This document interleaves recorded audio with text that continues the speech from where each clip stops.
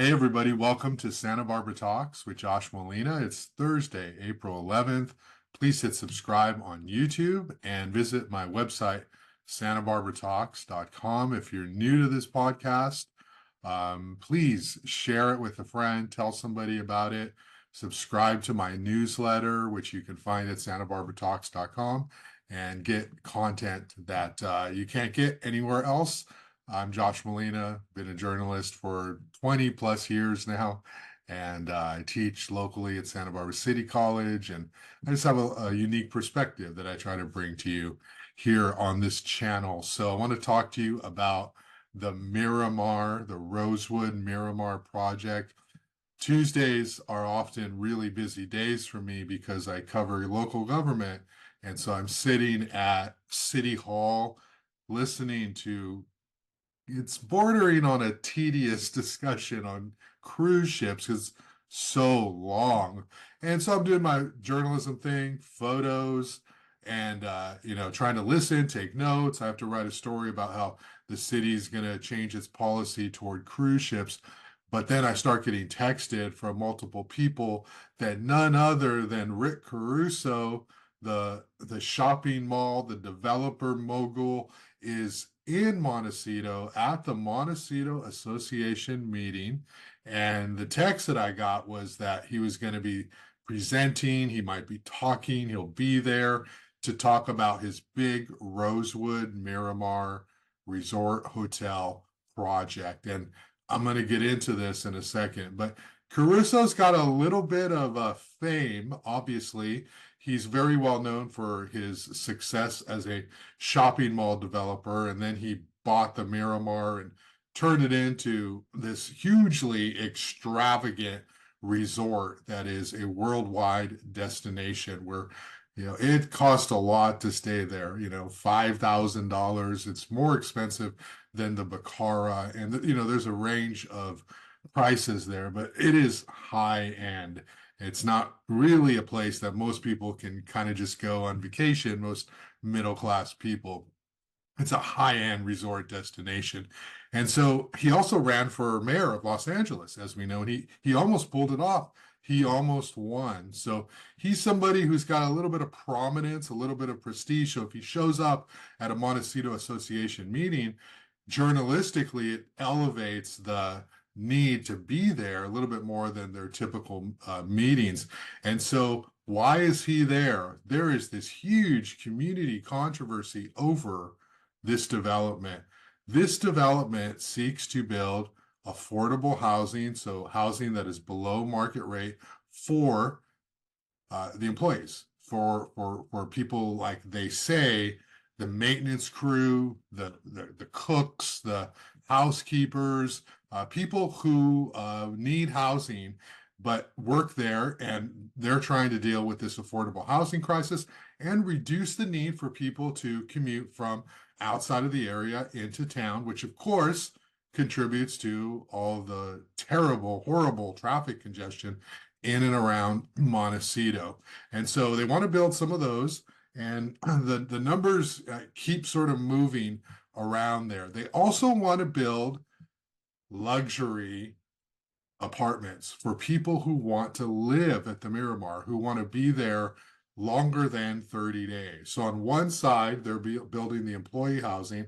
On the other side of the campus, they want to build the housing for people who can afford to pay for apartments, high-end apartments on the beach. And these rents have not been outlined yet, but it's going to be several $1,000s a month to have that beachfront property. It'll probably be more than $10,000 a month. We don't really know yet. So there's that, right? The other part of it is they want to build these boutique retail shops, these super high-end shops that will face inward. And some of the neighbors, Cliff Gerson has called it, they're trying to turn it into a new Rodeo Drive, okay, which, is a great soundbite. But the deal is, there's going to be high-end shopping, boutique, retail stores there. And of course, that's what Rick Russo does. So he specializes in that. So that's going to be a destination for obviously people in Montecito, people in Santa Barbara and possibly outside of the area. And so what's going on here? Why is this hotel such a focal point for this huge development? Well, the neighbors are very upset. And I will say, because some of you will watch it and say, well, it's not all neighbors, Josh. No, it's not all neighbors. It's never all of anything. It's never none. It's many. It's most of the people who live near and around the Miramar are really upset about this project. And I know this because I hear from them all the time. They pack the Montecito Association meeting, and essentially they're saying, what happened to our little sleepy coastal beachfront resort here in Montecito, and why is it turning into such a tourist destination? And now it's going to be this basically this housing market and also these high-end retail boutique shops. So they are speaking out, okay? They are very concerned. They don't have a problem with the employee housing. They see what everyone else sees, which is we have a housing crisis and we need employee housing. But they do wonder how much of it is going to be truly affordable, because as you hear these elected officials, as you hear the politicians, the developers, the activists talking about affordable housing, that's sort of this generic term. But real, true affordable housing is what we need. And a lot of what is being built is what's known as between 80 and 120% of the AMI, the average median income. And so for Santa Barbara, that's still like $129,000. That's a lot, right? And so is it serving the people who are most in need, the people who are the housekeepers, the people who are the janitors, who are the maintenance crew? So we hear this affordable housing, but it's not necessarily for the people who are most in need. So there's some questions about, well, who is this really going to serve? Is this going to be administration?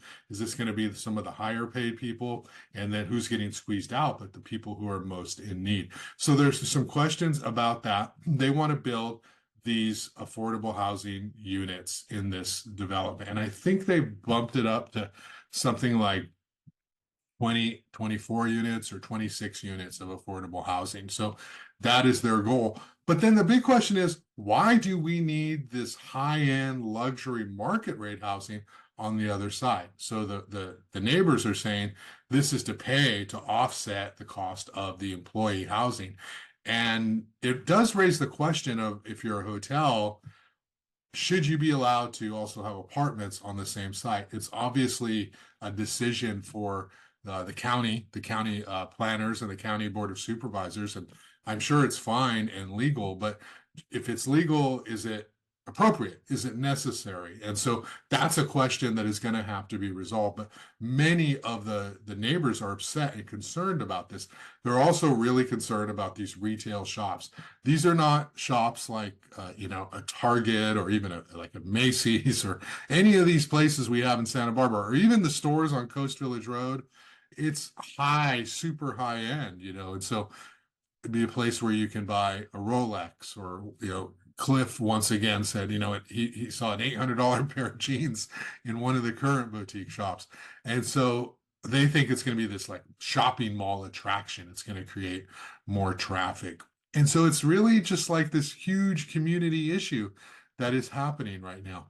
We need housing. We need housing everywhere we can put it, because we have a housing shortage. Sadly, the Board of Supervisors and the county staff seem to be wanting to target most of the housing in one part of the South County, which is the Goleta area. So we do need more housing that's in Carpinteria, that's in Montecito, that is in these unincorporated areas in the Carpinteria Valley, I should say. We do need more housing. So that is a real thing. But I wonder why they can't just build a few employee units and just leave it at that.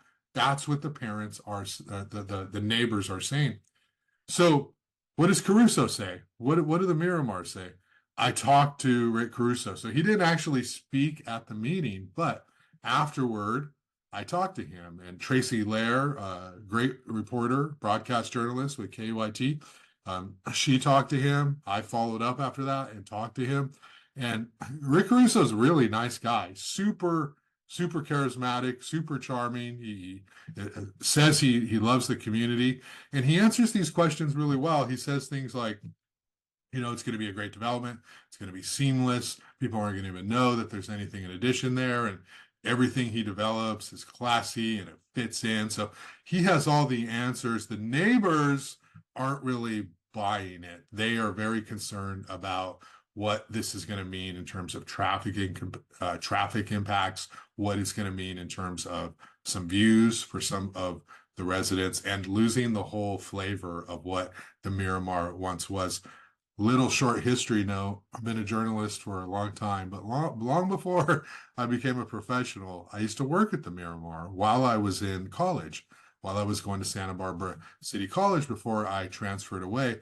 And I worked there at the front desk, and I would like field these calls from people. And at that time, it was something like $70 for a poolside room, and I think it was $80 for the lanai garden rooms. And then I do remember it was $135 for an oceanfront room. So these are back in the days. I think the Gosner family owned it. June Othwaite was an owner, and it's the same location. The hotel was like kind of old back then, but the destination, the attraction was the beach. You could get to the beach. And even though that sounds really low, it was, it was expensive back then, but it was still within reach. Like, you could be a family who could be like planning and do a weekend there at the Miramar, which is absolutely impossible now for a lot of people. I know there are some families who can afford that, but for most working class families, it's just not an option, which is obviously they're doing great. They do have a clientele. There are people who can afford to be there. So that's great, and they matter too, but it's a different sort of environment now in terms of being there. And so that's what's happening right now. The Miramar is an iconic resort. It's an iconic destination, and it means so much to the community, the people who grew up in Montecito, the people who grew up in that area. And as somebody, I grew up in Santa Barbara, Goleta, we rented, we moved all over. So I like consider the whole area my hometown, because I lived everywhere in all of these places. And I love the Miramar. It was this great place, and obviously working there, you get to know it from a different sort of background perspective. And so this is what's happening in our community. So I have to report on this. I'm not going to tell you what I think of this one way or the other, but I do feel it's important for everybody to understand all sides of this. And these neighbors are not NIMBYs. They're not just grumpy people who don't want housing in their backyard. I have interviewed them. They are very thoughtful. They're very kind. They do want housing. They are in support of housing, but it's this luxury apartments for high-end individuals that they're wondering, why do we have to build these? And then these retail boutique shops, why do these need to happen? And of course, the Miramar says, the Rosewood, I'm sorry, I keep calling it the Miramar. The Rosewood Miramar resort people say, well, we can't really build the affordable if we don't have these other perks to do that, because it doesn't make sense. And so that's a question that the policymakers need to answer. But I will say that the neighbors are not NIMBYs. The neighbors are not grumpy. They're not bad people for expressing how they feel. And at the Montecito Association meeting, they limited the number of speakers to 5. And these people, they turned around, they looked at Rick Caruso and said, how would you feel if something like this was built in right next to you, right in your backyard? And so it's very personal to them. And, one of the individuals, this family dating back more than 100 years who has lived in Montecito. So for them, it's not just like a wealthy retirement spot. It is home to them. It is important. It is everything to them. And then to see the developer come in and sort of take some of that away, some of that history, some of that legacy, what she hopes to continue and to leave for future generations. That's a really personal thing. And so that's what's really at stake. Where do we go from here? So the Montecito Association heard it. They didn't really deliberate. At some point, they probably will. It needs to go through multiple stages. Ultimately, The Board of Supervisors will make a decision on this project. It's Rick Caruso. He's gonna figure out something to develop there.